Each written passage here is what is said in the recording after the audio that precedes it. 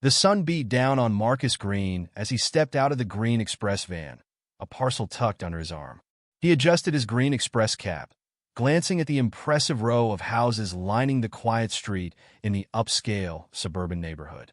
The manicured lawns, towering gates, and gleaming cars in the driveways spoke of wealth and exclusivity. Marcus had made this kind of delivery hundreds of times before, but there was always a subtle tension in neighborhoods like these, a certain undercurrent that told him he didn't quite belong. He let out a measured breath, forcing himself to focus. "It's just another delivery," he muttered under his breath, walking up the pristine brick path toward a large white house. As he reached the door, the sound of a car slowing behind him drew his attention. A police cruiser rolled to a stop at the curb. The officer inside watched him for a moment before stepping out. "Excuse me," the officer called. Marcus turned to see a man in his early 40s, his badge glinting under the sun. The officer's crisp uniform and stern expression exuded authority. His hand rested on his utility belt, close to his firearm. "Yes, officer?" Marcus replied evenly, his voice calm. He didn't want trouble. He never did. The officer, whose name tag read Blake, narrowed his eyes. "What are you doing here?" Marcus raised the package slightly. "I'm making a delivery. I work for Green Express Logistics." Blake's gaze swept over him, taking in the uniform, the van, the logo on his cap. But instead of easing up, Blake stepped closer, his posture stiff. "We've had reports of suspicious activity in the area. Do you have identification?" Marcus frowned, but nodded. "Of course." He pulled his wallet from his pocket and handed over his driver's license. "And here's my company ID," he added, holding up the badge clipped to his shirt. Blake barely glanced at them. "Mind explaining why you're in this neighborhood? You don't exactly look like the usual delivery guy." The insinuation hit Marcus like a punch. He bit back the sharp retort that bubbled to his lips. He'd been here before, not this exact moment, but situations like it. Staying calm was his best option. "I'm here for work, Officer Blake. I've got the delivery ticket if you want to see it." Blake didn't respond right away.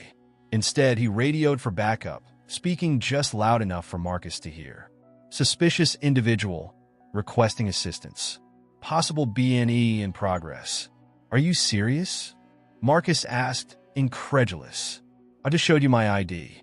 You see the van, the uniform. What more do you need?"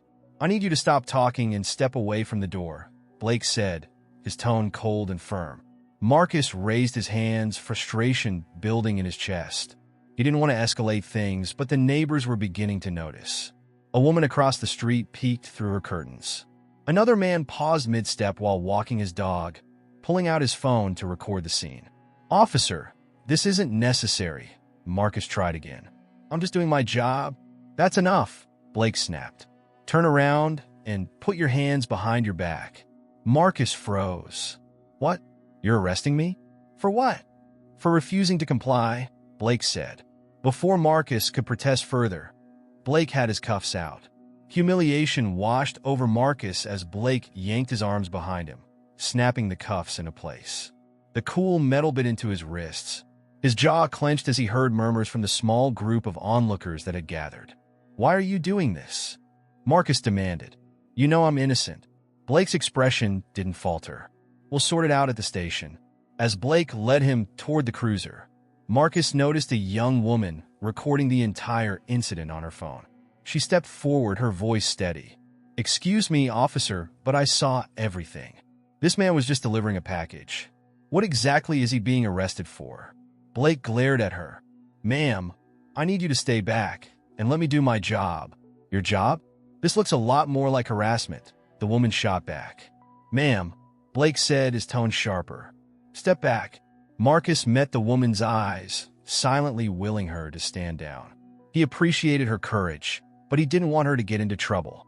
She hesitated before backing away, still filming. Inside the cruiser, Marcus sat stiffly, his mind racing. The humiliation was suffocating, but more than that, it was the principle of it all. He'd built his company from the ground up, priding himself on treating every employee with respect. And yet here he was, treated like a criminal for simply doing his job.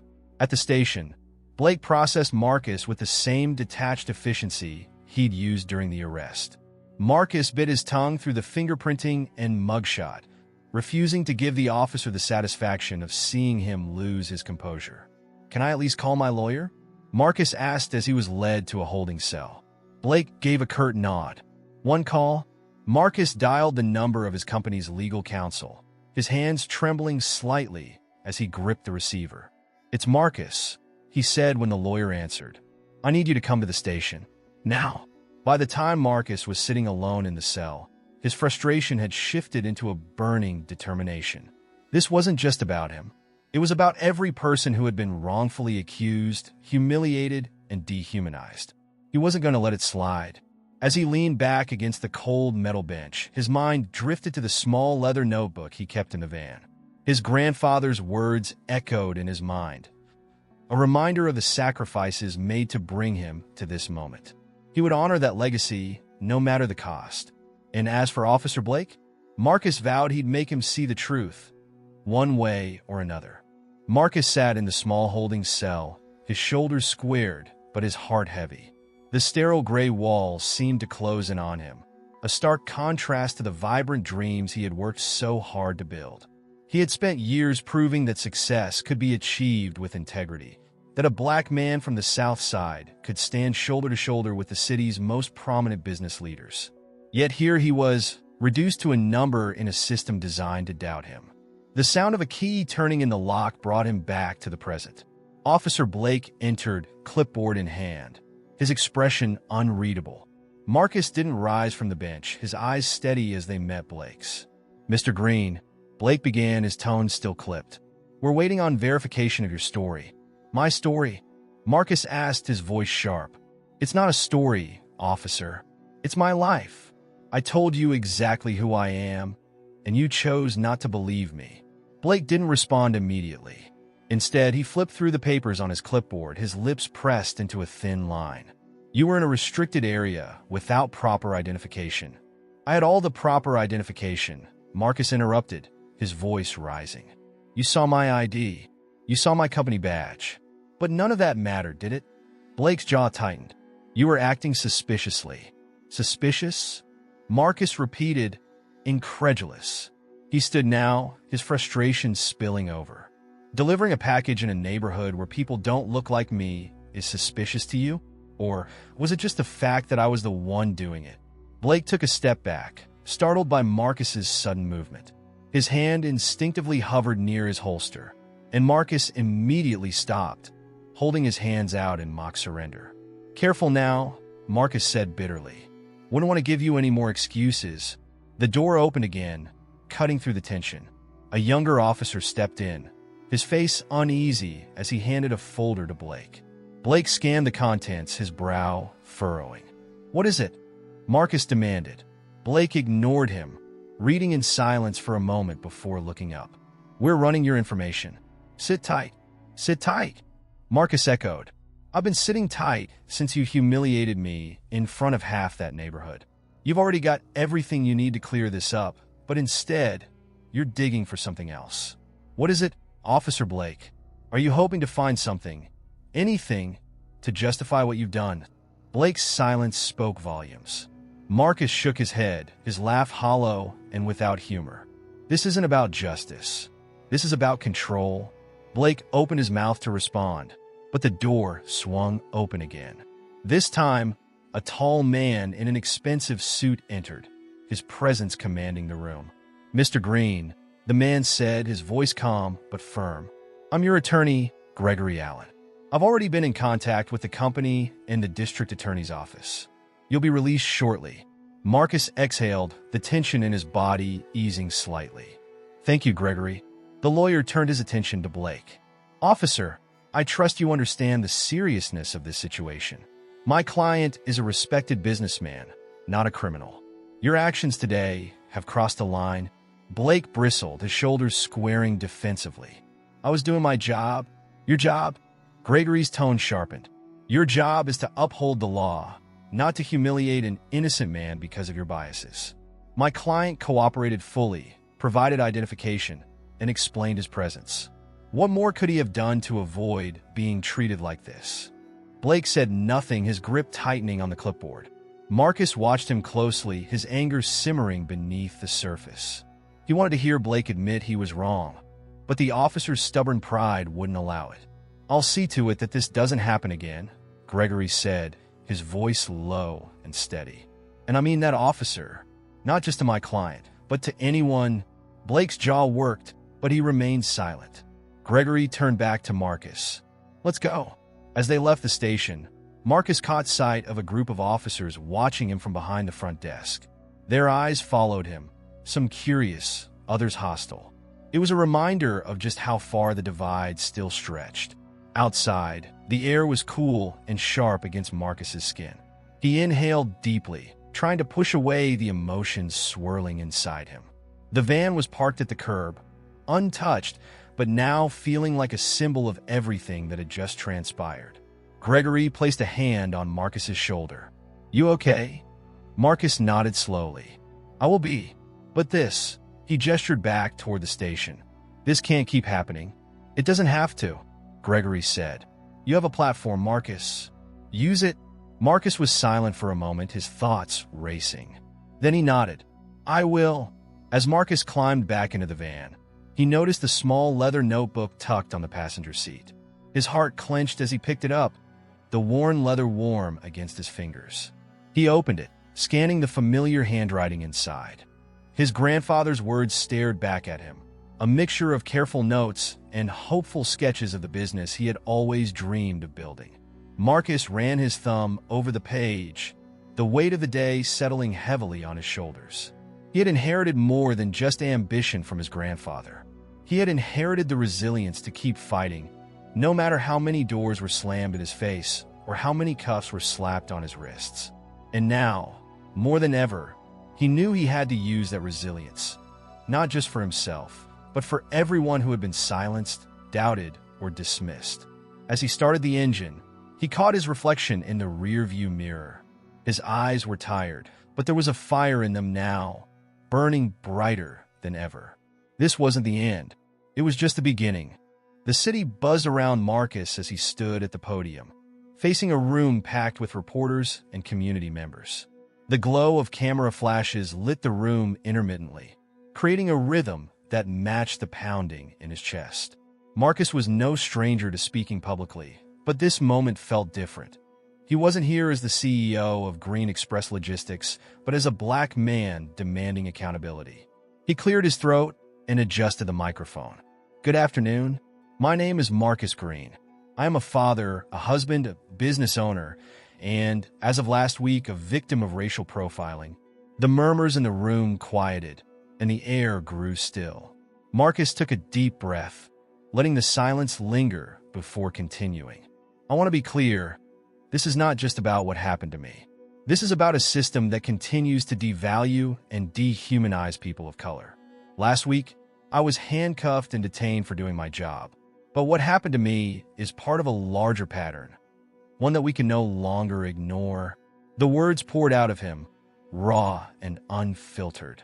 He recounted the humiliation he'd felt as Officer Blake clamped the cold metal around his wrists, the piercing stares of the neighbors, and the silent weight of knowing his grandfather had endured similar treatment decades ago. Blake watched the press conference from the break room at the precinct, his stomach twisting. The screen showed Marcus, confident and composed, as he laid bare the events of that day. Blake's colleagues sat around him, some watching intently, others shaking their heads. "Looks like Green's making this a bigger deal than it needs to be," one officer muttered, sipping his coffee. Blake said nothing, his eyes fixed on the screen. "And when I was taken to the station," Marcus said, his voice steady but resolute, "I thought about the legacy my grandfather left behind. Elijah Green was a man who faced unimaginable prejudice, but he taught me that dignity is non-negotiable.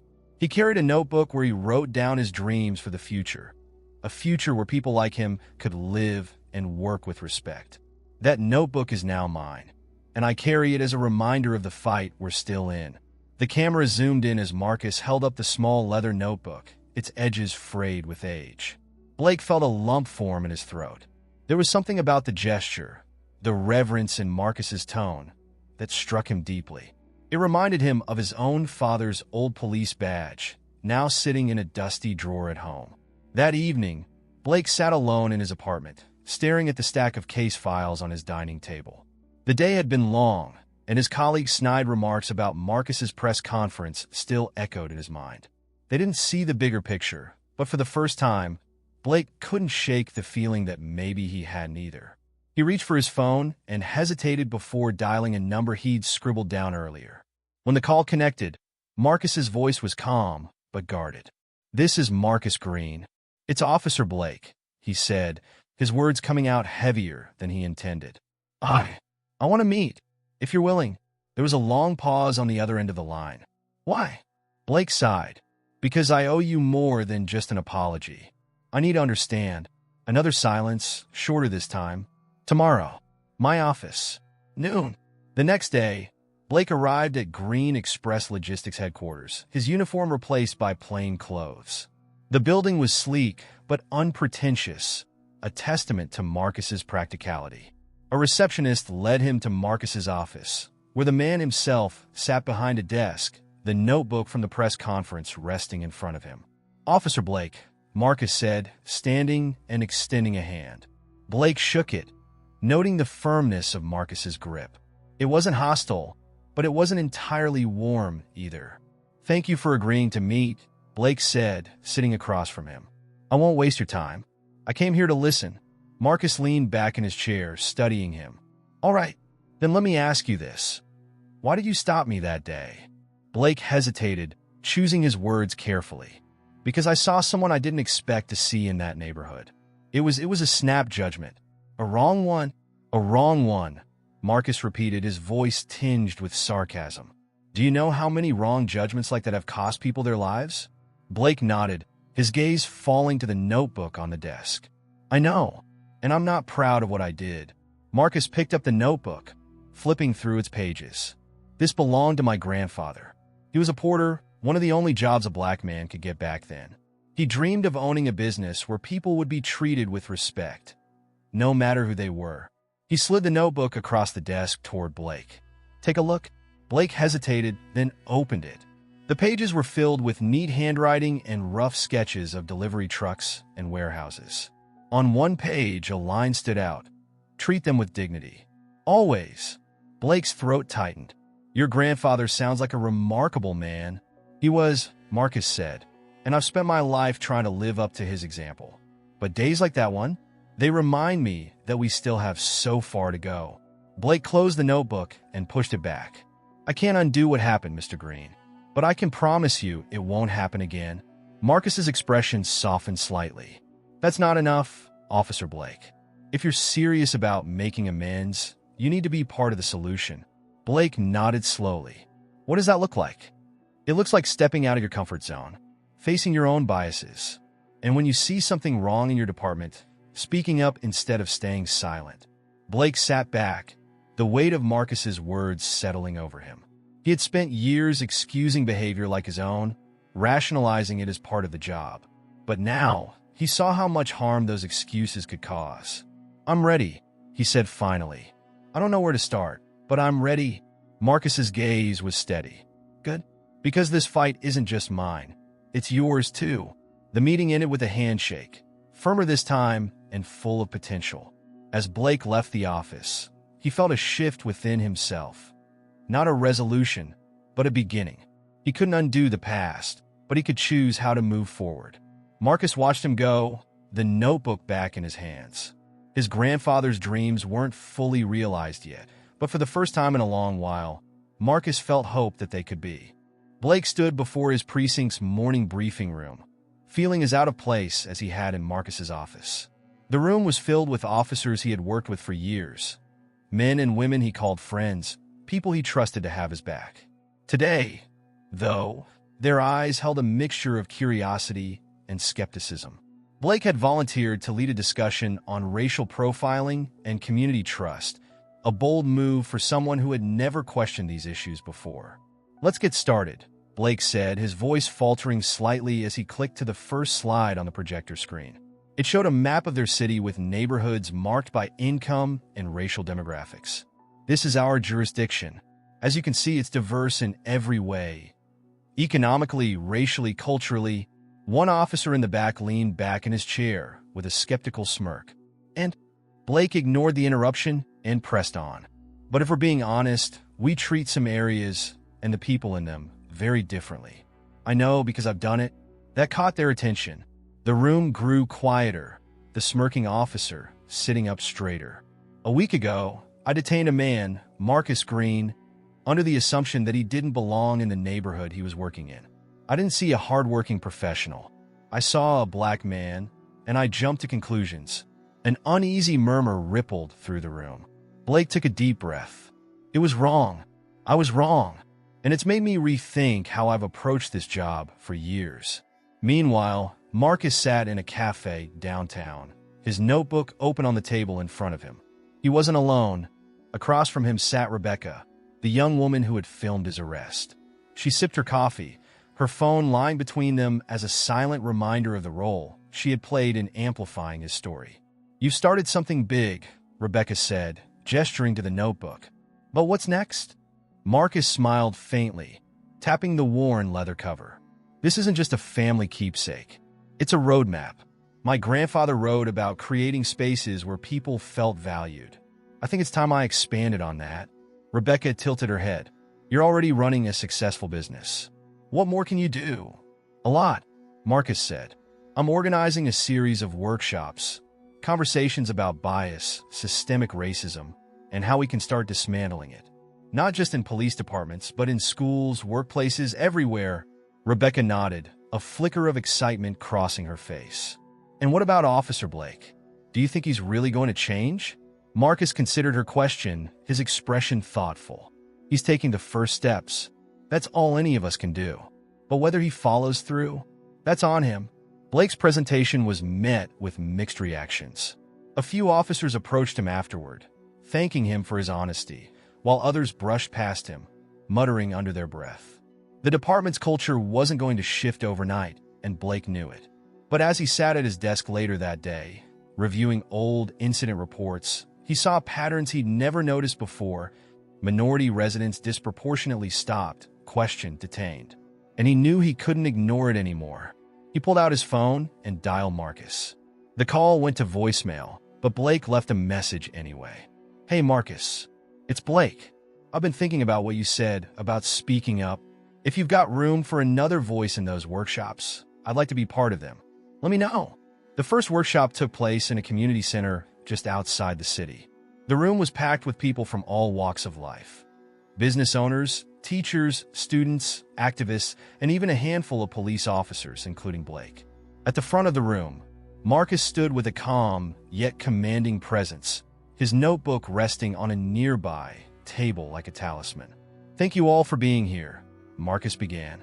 "We're not here to point fingers or place blame. We're here to talk, to listen, and to learn." The discussion started slowly, with participants hesitant to open up. But as Marcus shared more about his grandfather's struggles and his own experiences, the room began to shift. People started to share their stories of feeling unseen, unheard, and unwelcome. Even Blake spoke, recounting his decision to confront his own biases. "It's not easy admitting you've been part of the problem," Blake said, his voice steady despite the weight of his words. "But change starts with accountability." Rebecca, sitting near the back, recorded parts of the workshop on her phone, planning to share the highlights online. The video clips went viral, sparking a larger conversation across the city and beyond. Over the following weeks, the workshops grew in size and scope. Marcus and Blake became an unlikely team, their partnership serving as proof that change was possible, even if it was messy and imperfect. Blake faced resistance from some of his colleagues, but he remained steadfast, knowing he was on the right path. For Marcus, the journey was deeply personal. Every time he opened his grandfather's notebook, he felt a renewed sense of purpose.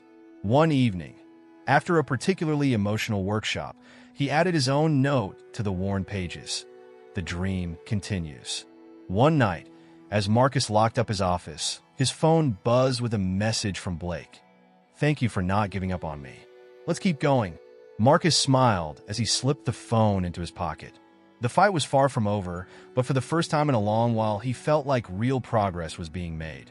Together, They were proving that even the most unexpected alliances could lead to meaningful change. The auditorium buzzed with energy as hundreds of people filed in, taking their seats. The event was Marcus's largest yet, a citywide summit on systemic change, held in partnership with local leaders, community groups, and the police department. The stage was simple, with a podium in the center and a screen displaying the summit's theme, Bridging the Divide, Building a Just Future Together. Marcus stood backstage, adjusting his tie. He glanced at the notebook in his hands, its cover now even more worn from years of use. His grandfather's words had guided him through every challenge, and tonight was no different. "Ready?" a voice asked. Marcus turned to see Blake, dressed in a plain suit instead of his uniform. His face was calm but determined. "I am," Marcus said. "Are you?" Blake chuckled nervously. "Not really, but I'm here. That's all that matters," Marcus said, clapping him on the shoulder. The event began with testimonials from community members who had attended Marcus's workshops. A teacher spoke about how she had introduced bias training into her school curriculum. A young man shared how he had avoided a cycle of incarceration thanks to mentorship programs Marcus had helped fund. Finally, Marcus took the stage, the crowd applauding warmly as he approached the podium. "When I started Green Express Logistics," he began, "I thought my purpose was to create a successful business that treated people fairly. But over the years, I've realized my purpose is much bigger. It's about creating a world where fairness isn't the exception, it's the rule." He paused, scanning the crowd. "A week ago, someone asked me what keeps me going. My answer is simple: my grandfather. He dreamed of a better future, and I refused to let that dream die." He held up the notebook, its familiar cover now a symbol of resilience and hope. This notebook contains his dreams. Today, I'm proud to say we're turning those dreams into action. The audience erupted in applause, but Marcus wasn't finished. "I'm also proud to introduce someone who has become an unlikely ally in this journey. Officer Blake and I didn't meet under the best circumstances, but what happened next shows that change is possible when we're willing to confront the uncomfortable truths about ourselves and our systems. Officer Blake, the stage is yours."